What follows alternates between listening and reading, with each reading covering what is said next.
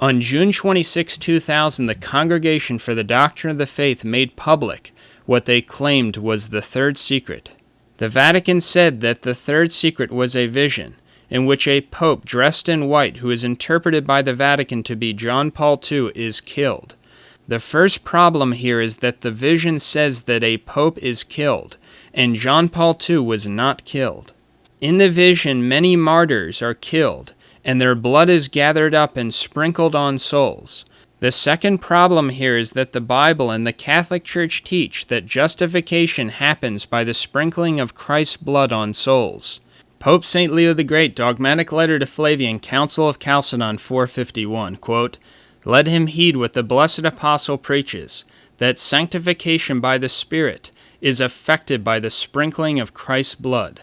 And the Bible teaches this also in 1 John 1 verse 7. "The blood of Jesus Christ his Son cleanseth us from all sin." So justification happens by the sprinkling of Christ's blood, not man's blood. All these things show us that this so-called third secret is phony and a deception of the Antichrist. It makes sense that John Paul II would be behind this deception, considering that John Paul II preached that every man was God. As we prove in our video, John Paul II preached the gospel of the Antichrist, that every man is God. The real third secret is the continuation of the words of Our Lady, quote, "In Portugal, the dogma of the faith will always be preserved. But in this phony third secret, there are no words from the Virgin Mary, just a vision."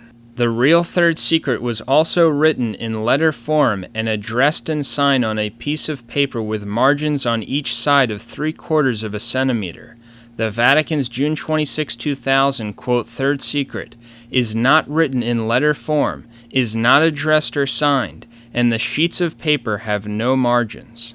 In addition to this, there are other problems. For example, we see the letters JMJ, which are on the Vatican's version of the third secret, which they claim were written by Sister Lucia in 1944. But here we have the same letters JMJ written by the real Sister Lucia on December 17, 1927. We can see the huge difference. These letters with JMJ are supposedly written by the same person, Sister Lucia, and less than 20 years apart. Also look at the way the Vatican claims Sister Lucia wrote the word tui in 1944 in their version of the third secret. Now look at the way that the real Sister Lucia wrote the word tui on May 29, 1930.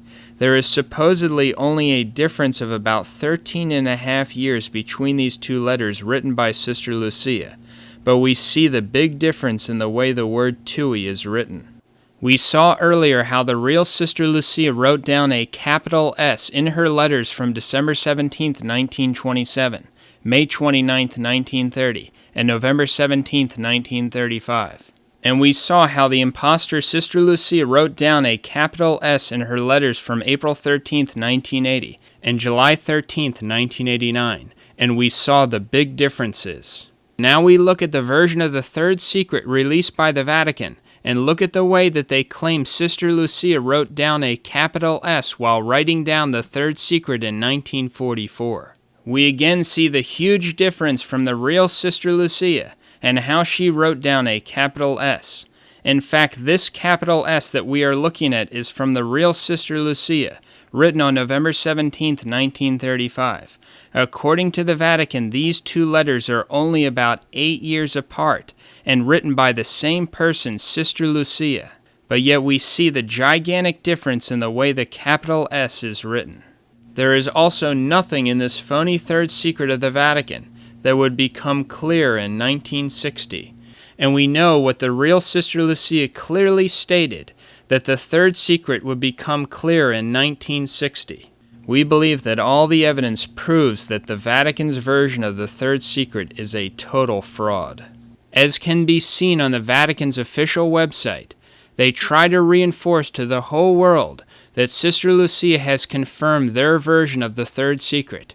The Vatican states on their website that Archbishop Bertone presented 2 envelopes to Sister Lucia, the first containing the second, which held the third part of the secret of Fatima. They state, quote, immediately touching it with her fingers, she said, quote, this is my letter.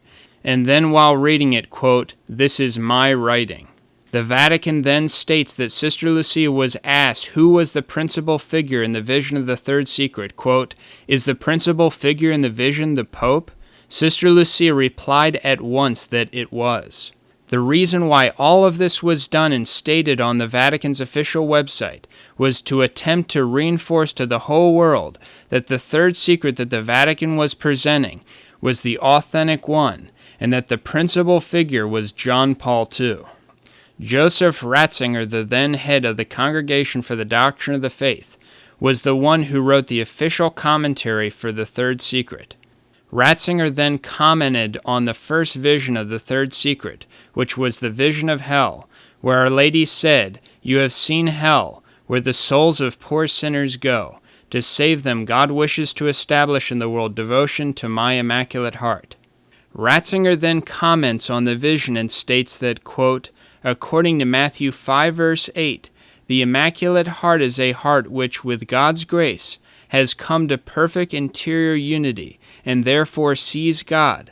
To be devoted to the Immaculate Heart of Mary means therefore to embrace this attitude of heart. Ratzinger states the heresy that any just person can have the Immaculate Heart. According to Ratzinger, it isn't only possessed by the Blessed Virgin Mary. Ratzinger says at the end of his commentary that Fatima is over. He states, quote, first of all, we must affirm with Cardinal Sodano, the events to which the third part of the secret of Fatima refers now seem part of the past. Insofar as individual events are described, they belong to the past. Those who expected exciting apocalyptic revelations about the end of the world or the future course of history are bound to be disappointed. But these words here by Ratzinger, where he states that the third secret does not contain anything about the end of the world, contradict his own words in 1984, when he stated that the third secret does speak about the end of the world.